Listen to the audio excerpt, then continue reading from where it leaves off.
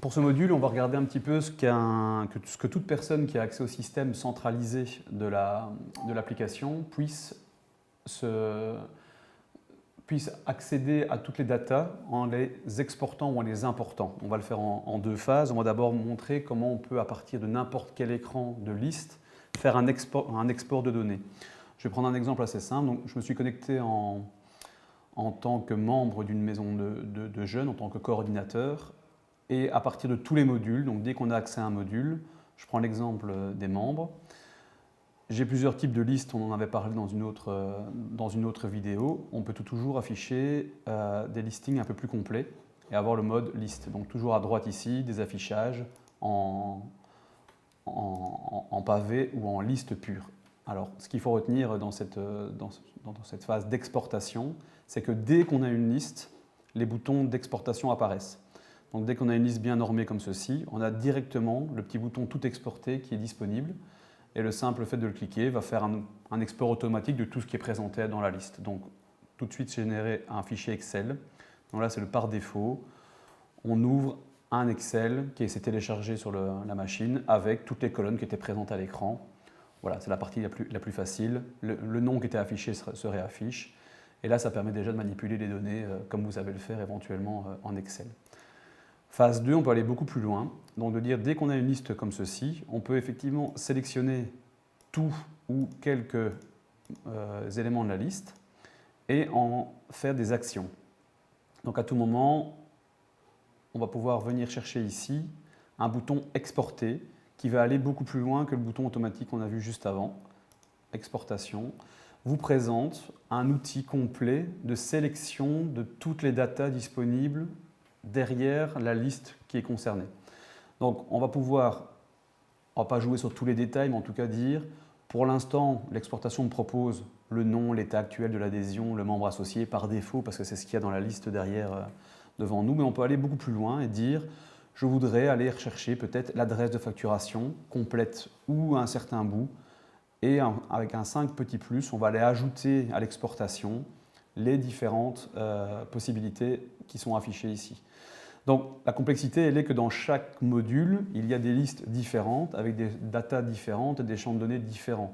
Donc exporter des membres n'est pas la même chose que d'exporter des listes de facturation ou des listes de bons de commande ou des choses comme ça. Donc il faut connaître un petit peu chaque module pour savoir quel type de données est à l'arrière de chaque liste.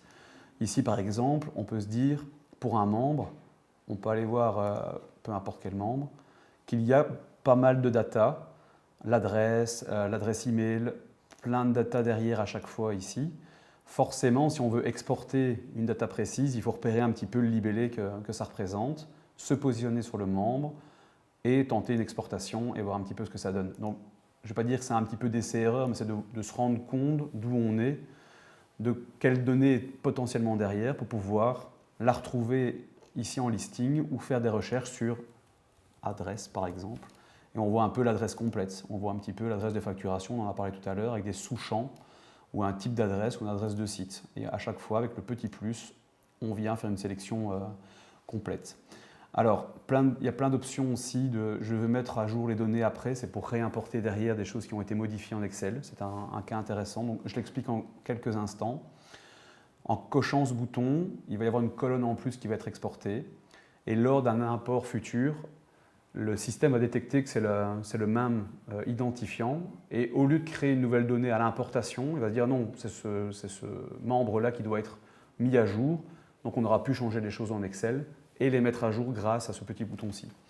Deuxième petite possibilité, c'est de dire j'utilise des modèles. Donc si je fais beaucoup d'exports et que je fais toujours un peu les mêmes peut-être pour un rapport annuel, pour un rapport mensuel, je crée mon exportation avec tous les champs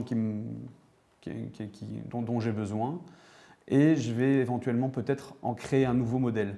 Comme ça, peut-être pour le rapport hebdomadaire de la liste des membres qui ont une adhésion, pour en faire un export Excel, je le fais une fois, j'en crée un nouveau modèle et la fois d'après, ben voilà, il est disponible, on va dire ça comme ça, il n'y a pas besoin de resélectionner les champs à chaque fois. Donc ça, vous pouvez un petit peu tester ceci.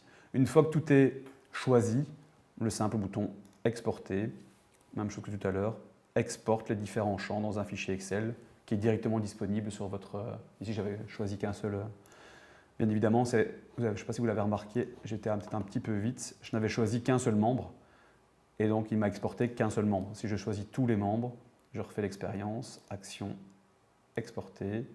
Peut-être j'avais fait un petit export jeune, hop, voilà, il y avait beaucoup plus de data, ils sont prêts. J'ai mon export mensuel à faire, je l'exporte.